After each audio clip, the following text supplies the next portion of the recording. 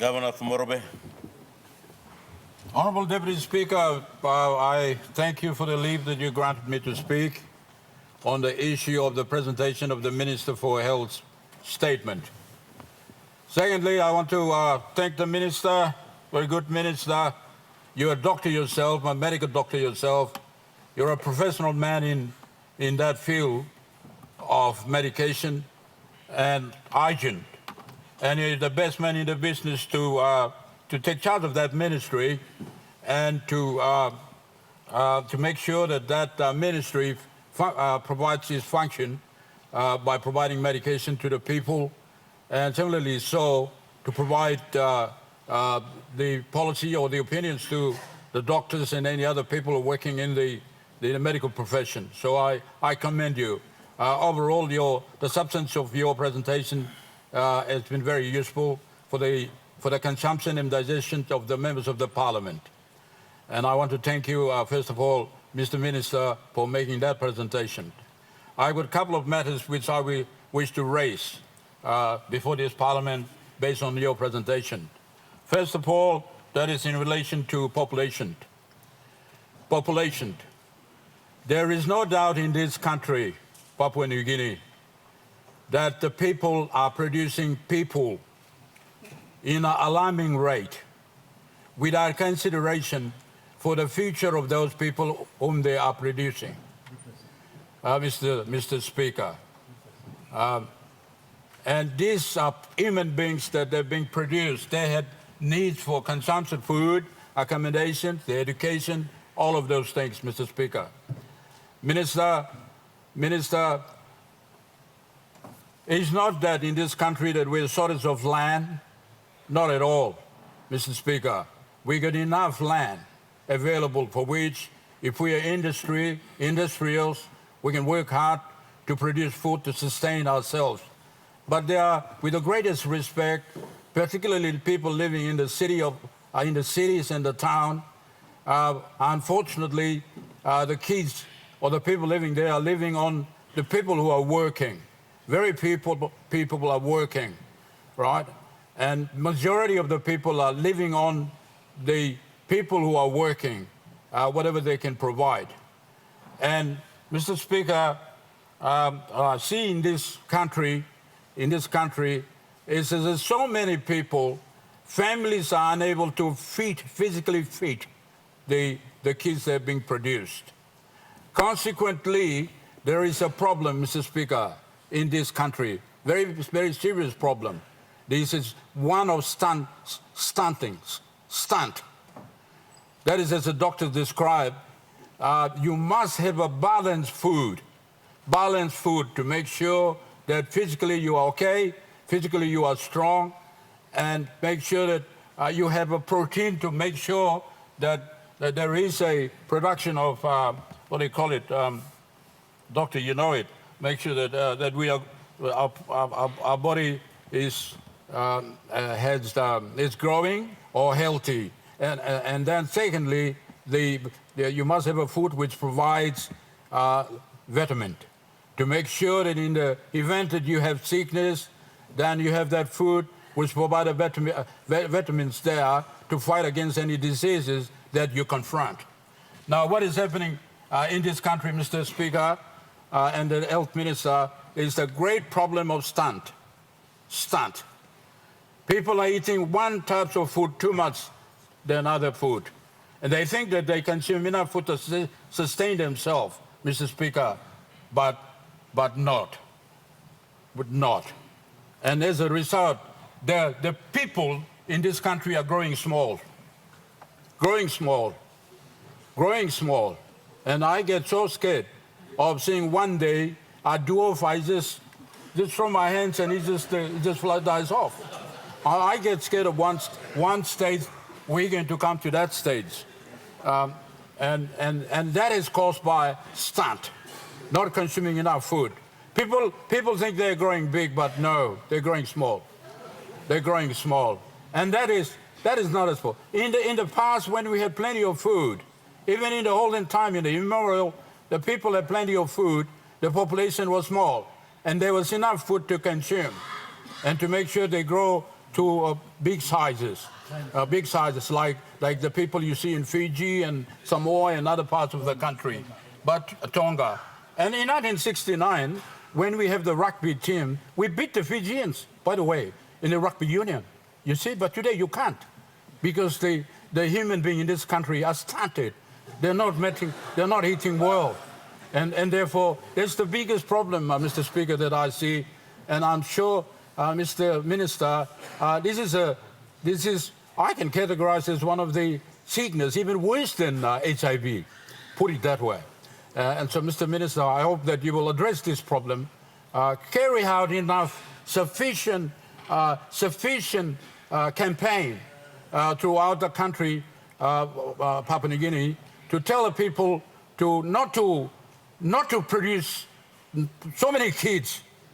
Be considerate about how many they can produce and how many they can sustain and look after them and grow up and big sizes, not the ones that we see today.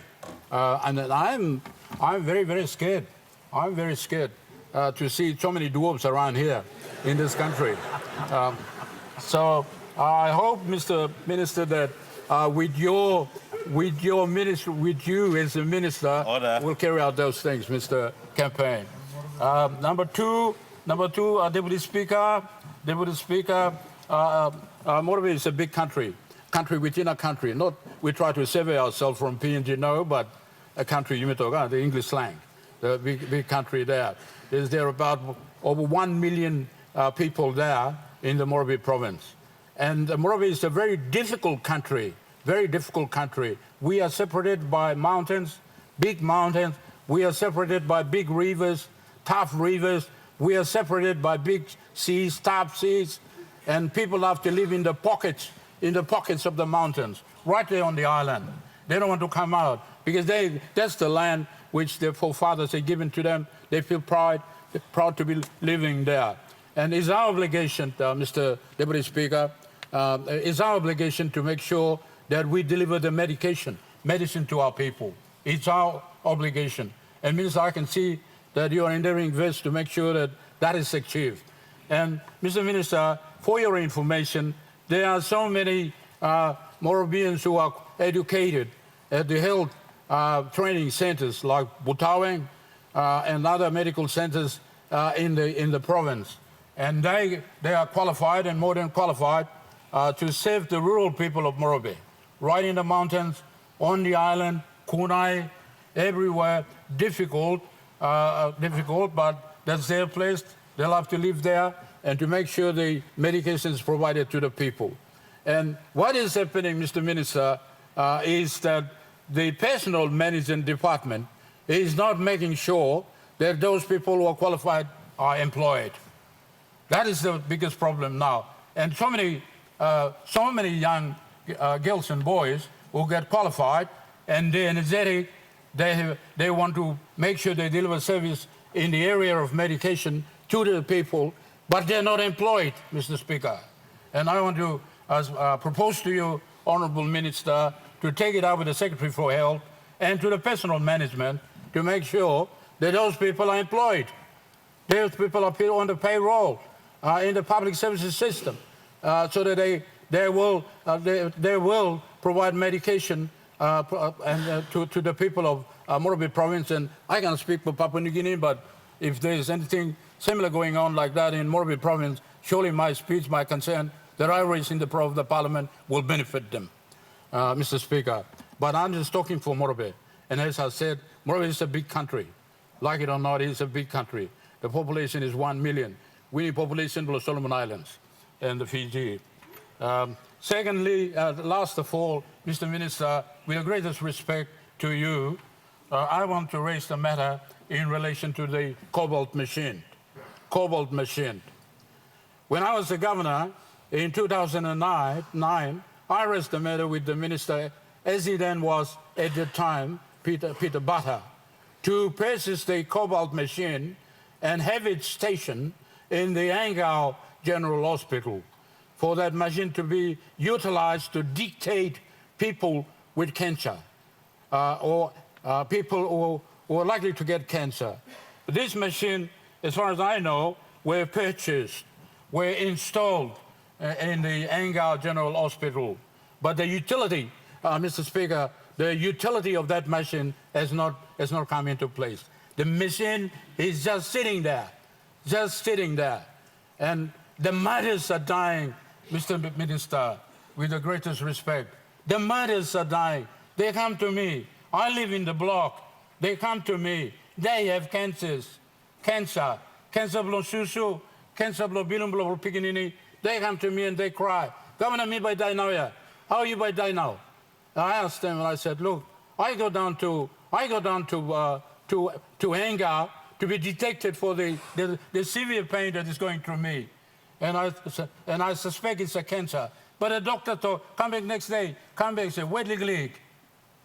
And eventually I hear of them, so their stories that they have passed away. What a sad story, Mr. Speaker and the Minister. Please make sure that that cobalt machine comes into operation, because the utility of that machine will save the mothers. There's no question about that. Utility of that machine will save the mothers. Mothers are the one, the ladies are the one who got all sorts of cancer. Dr. you saw it. Okay, man, me play no plenty cancer, thank you. But the ladies, they got plenty of cancers there. And they need to be, Mr. Speaker, Deputy Speaker, they need to be dictated. Many mothers from Makam, many mothers from Pindu, many mothers from Minyamia, they're flocking into Angao to be tested, but they cannot be tested because that machine is not working. It's not working. They said, we need the International Organization on Radiation is going to approve that machine. I said, how long are we going to wait? How long are we going to wait for that machine is to be authorized, is to be legalized, to be utilized to make sure that we attend to the mothers who are suffering from cancer. Doctor, I trust you. You're a doctor. The Prime Minister has made a right decision. He has made a right decision. With all due respect to other people who are not medically qualified. He has appointed you. You are medically qualified. That is your job. God has given you, that is your job. And you are sitting on the right chair, and you're sitting on that old chair to making sure, Mr. Speaker, answer to that cobalt machine. Get the United Nations or whoever that is to approve the utility of that machine, and we can use that.